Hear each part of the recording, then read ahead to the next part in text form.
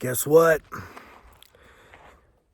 If you're not seeing things with spiritual eyes, you're just looking at face value on everything that's happening right now on this planet, you are missing the whole point of your existence. You're missing the whole point. And some of you may be asking, what does he even mean by spiritual eyes? You got to think about it. The spirit is the unseen. The spirit is energy. Good energy, bad energy, divine energy. And yet so many people were caught up. We're caught up in the politics. We're caught up in the sports and the entertainment and the stresses of life. And we're not seeing that there is spiritual meaning to all of these things to set you free. And how do you develop more spiritual IQ, right? There's emotional IQ, there's intelligence. We hear all these debates about who's smarter than who. If you're watching any of the American U.S. presidency,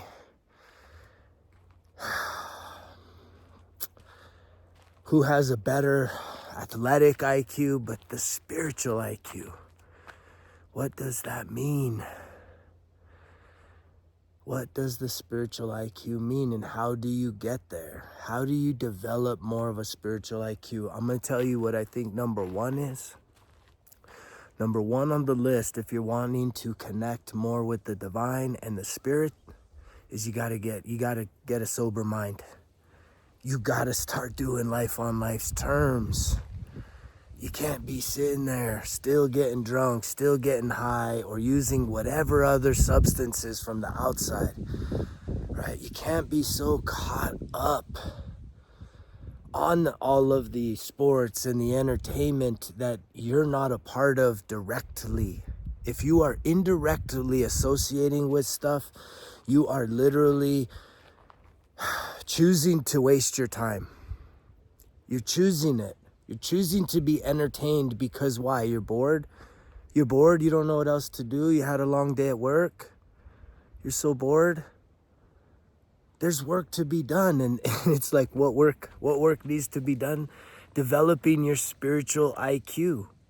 That's what's happening on this planet. That's all these grumblings, that's all this division. It's happening everywhere you look.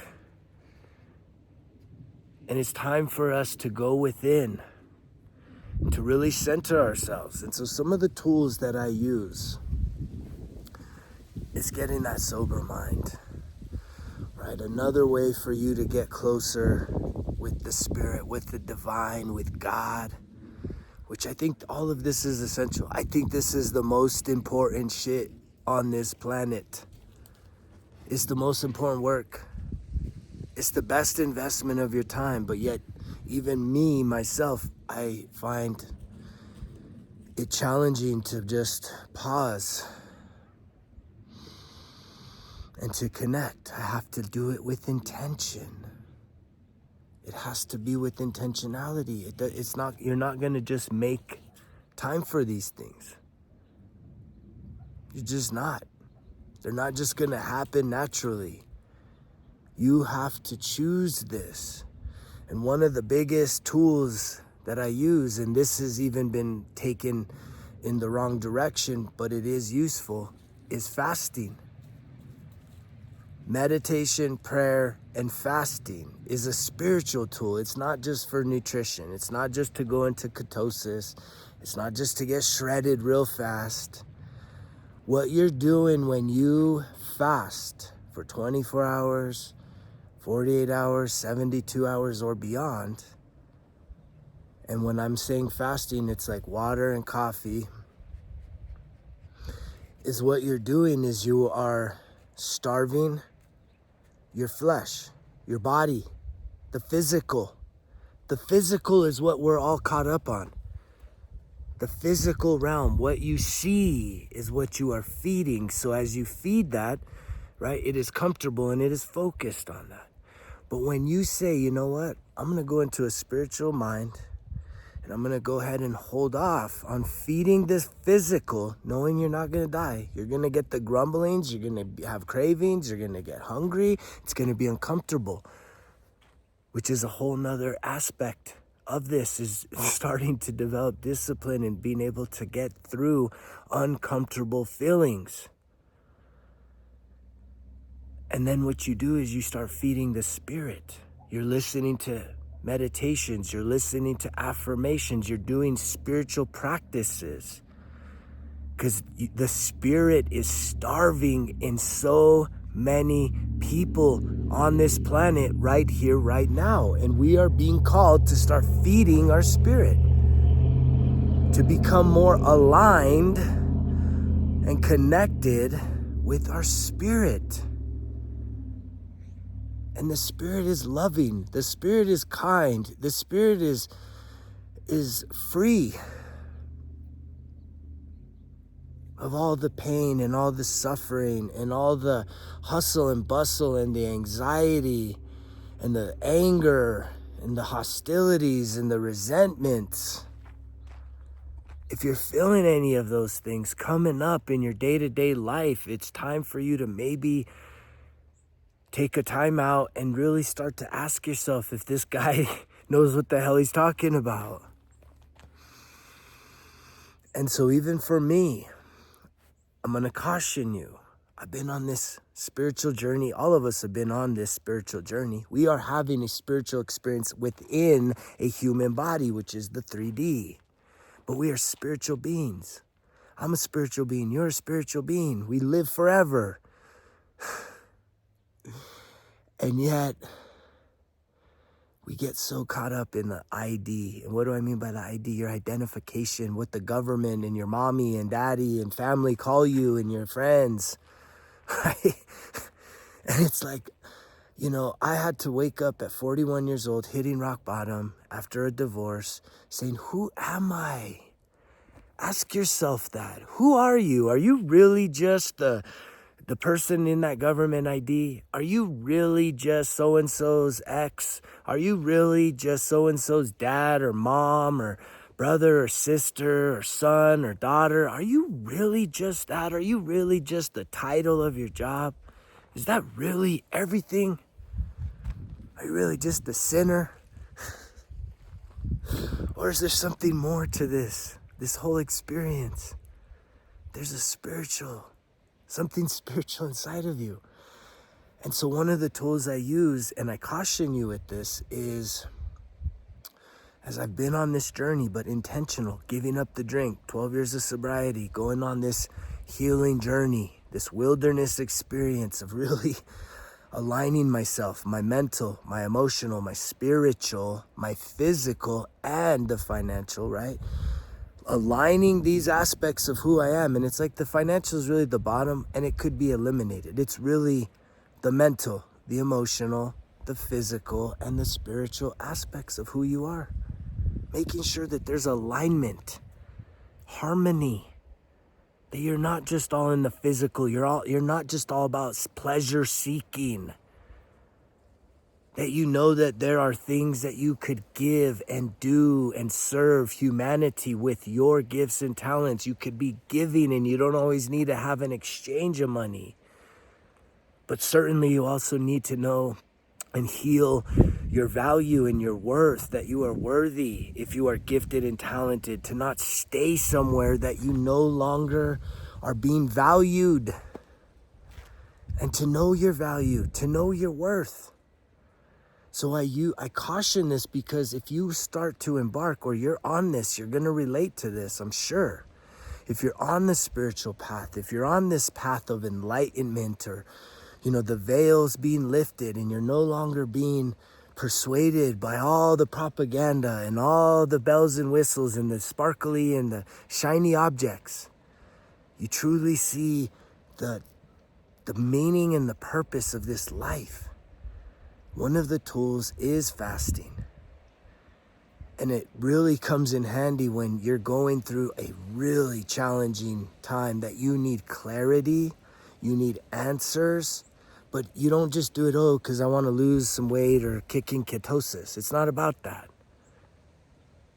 It's really about starving the physical, saying, you know what, the physical is causing me too much stress, too much anxiety, too much confusion, that I need to go within. I need to go beyond this three-dimensional realm and into the spiritual world to seek clarity, to get confirmation.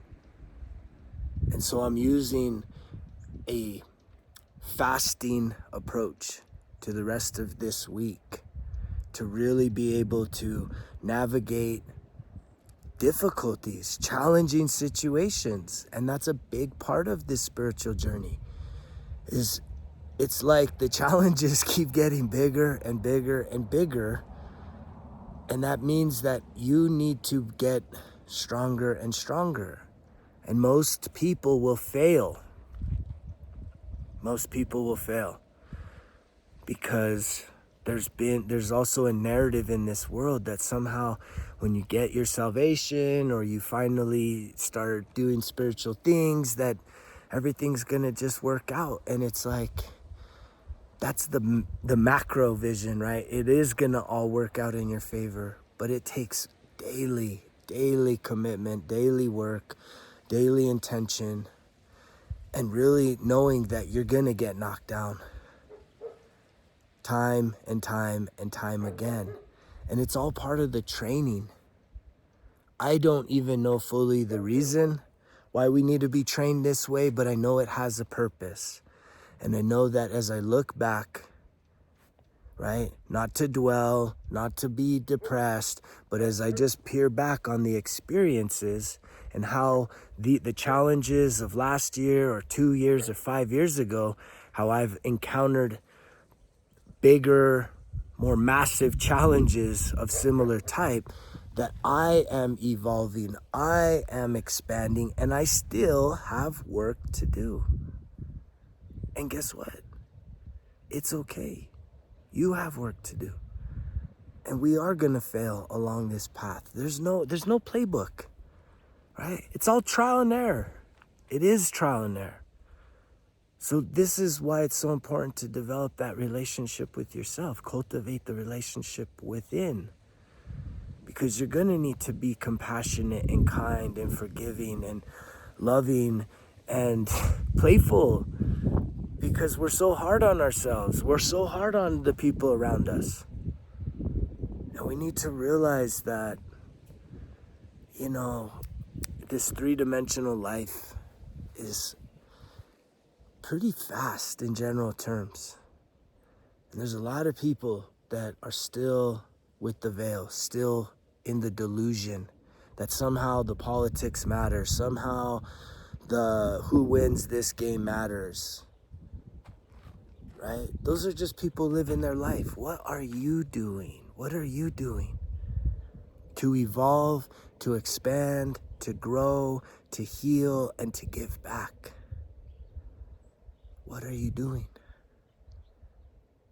Let those people do that. And if you have some free time when you're not really working on yourself, working on being a better version, learning new things, expanding, being spiritual, doing spiritual practices, if you have some free time, then go do that. But it does start first and foremost with the sober mind. If you want to be in the spiritual, man. You could be in the negative spiritual. I mean, I know how dark the aura and the energy was around me when I was really just in the midst of the worst days, weeks, and years of my alcoholism. And having a sober mind has really helped me to have some more stability, to have some more grace with myself. And so for the next few days, you know, I'm going to be sitting here and what I'll give you a little bit of a rundown on how I play out like a 3-day fast. A 3-day is what I usually do. 24 hours is tough. If you've never done it, start with a 24. Last meal at night, wake up in the morning, go the whole day without food, and break fast for breakfast, breakfast the next day. And it's going to be tough. But you need to set an intention of spirituality. You need to be setting an intention that, hey, I want to I want some clarity on this situation. I'm struggling at work. I'm struggling in my relationship. I'm struggling with loving myself. I'm thinking about hurting myself or harming myself, killing myself.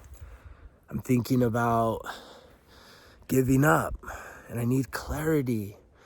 And it's like throughout the days of fasting, what I do is, as you substitute not eating, if you have whatever your regular eating schedule is, what you do is you go in and get a spiritual meal. And a spiritual meal could be having a meditation. It could be out there sunbathing. Sunbathing has been one of the most powerful spiritual meals that I like to take in. So for my lunch, I'll usually go outside. It helps if you're willing to do some grounding, and you just sit in the sun and you just have a dialogue with yourself, with God, nature, about being fed. Take away any of the grumblings. You can have these conversations with yourself, and I don't think a lot of people know this, and so that's usually how I get through these. And again, a lot of people aren't even used to drinking water. You got to increase the water big time. Major increase in water intake, and you're going to be using the bathroom a lot. But it's really interesting if you haven't used these tools from a spiritual perspective, to give yourself the opportunity and the freedom to be able to start connecting more with the spiritual. And I'd love to guide you through that. That's a part of my coaching ceremonies, as we do some visualization and some breath work. And I think that all of that is very helpful. And if you're someone that needs some assistance and wants some accountability and is looking for really getting some traction going before the new year, reach out. resultskillexcuses@gmail to set up a free 90-minute consultation. Or you can also type in Results Kill Excuses into your app store, and there's 25 free lessons that are uniquely designed, that are literally a reflection of my own healing journey, the things that worked for me, that I was able to condense into these really fun worksheets. And so that's available free of charge. You can download the worksheet, watch the video, fill in the worksheet, and just spend some time with yourself, right? Let the other people do their thing. You do you. And right now, I think there's no greater thing that you could be investing your time in than getting to know yourself, building a relationship with yourself, and also connecting with the divine, the spiritual realm, which is the unseen. Everything you're seeing right now, you have to see beyond that. You have to be able to see the energy and what is really happening. Whether are you focused on fear, shame, guilt, or are you focused on love, light, abundance, prosperity, peace, joy, happiness? What are you focused on? And if you're focused on the negative and you're really overwhelmed by the negative, I highly encourage you to do that. If you need help with the 24-hour fast and more of an outline and a guideline, reach out. Comment down below. Please, if you've been enjoying the message, continue sharing this message. Share this message. If you're hearing the message, that means it's for you. But it's also for a time such as this. So there may be somebody, the ripples, right? Share the message, like the message, comment down below. Thank you for supporting the channel. Thank you for supporting me. It encourages me when I get to connect with you and just really hearing people, especially men, opening up in this day and age. It's a powerful thing, right? If you ask me, it's really the biggest flex. Is men that are searching for answers and searching for spiritual answers, searching for real relief, real results in their life to overcome and transcend the pain and the misery and the suffering and the feeling like you're unloved and you're unlovable and you're not worthy of help. You're worthy of help, but you got to be willing to help yourself. You gotta be willing to do the self-rescue. And I'm here to encourage you, to hopefully inspire change in you, and just continue to show up for myself first, for my family second, and then for the rest of you. I love you guys, you know the drill. Results kill excuses, because if it was easy, it wouldn't be worth it. Greg's out.